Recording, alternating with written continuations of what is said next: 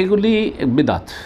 এই যে কালিমাকে, হ্যাঁ, 5টি কালিমা বলা আর 5 কালিমা মুখস্থ করানো এবং 5 কালিমাকে মনে করা যে এগুলো দিনের গুরুত্বপূর্ণ বিষয়, এগুলি হচ্ছে সব বেদাতি ধারণা এবং বেদাতি শিক্ষা, বেদাতি ধর্মকর্ম। এইরকম কোনো কালিমা এইভাবে নেই। কালিমা যেটা আছে সেটা হচ্ছে লা ইলাহা ইল্লাল্লাহ, জি, এটা আল্লাহর তৌহিদের কালেমা। আর আরেকটি হচ্ছে মুহাম্মদুর রাসূলুল্লাহর রিসালাতের সাক্ষ্য প্রদানের কালেমা। সেটা আপনি শুধু লা ইলাহা ইল্লাল্লাহ বলেন, শুধু মুহাম্মদুর রাসূলুল্লাহ বলেন, অথবা বলেন আশহাদু আল্লা ইলাহা ইল্লাল্লাহ ওয়া আশহাদু আন্না মুহাম্মাদান রাসূলুল্লাহ ওয়া আশহাদু আন্না মুহাম্মাদান আবদুহু ওয়া রাসূলুহু। 5 কালেমা মুখস্থ না থাকলে কি জাহান্নামী হবে?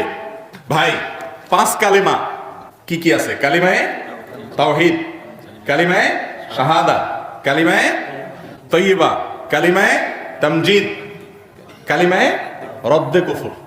এই 5 কালিমা নামও তো ভালো করে মিলাতে পারি না, ওনার হেল্পে মিলাইছি। তাহলে বোঝা গেল যে এই 5 কালিমা আলাদা আলাদা মুখস্থ করতে হবে এমন কোনো বিষয় জরুরি না। এই 5 কালিমার বিশেষ করে কালিমায়ে তাওহীদ, তামজিদ যা বলতেছে ঘুরে ফিরে একই জিনিস। সেটা কি? আল্লাহর একত্ববাদে বিশ্বাস করা, আল্লাহকে মাবুদ হিসেবে স্বীকৃতি দেওয়া, অন্তরে অন্তঃস্থল থেকে বিশ্বাস করা, এবং রাসূল করিম সাল্লাল্লাহু আলাইহি সাল্লামকে আল্লাহর নবী রাসূল হিসেবে স্বীকৃতি দেওয়া, তার আনুগত্য করা। এই বিষয়গুলোকে যদি আপনি অন্তর থেকে মেনে নেন, মুখে স্বীকার করেন, আপনি ঈমানদার মুসলমান।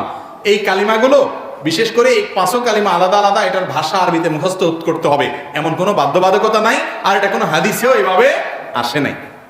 কোন বন্ধু বলো বেশি বিশ্বস্ত?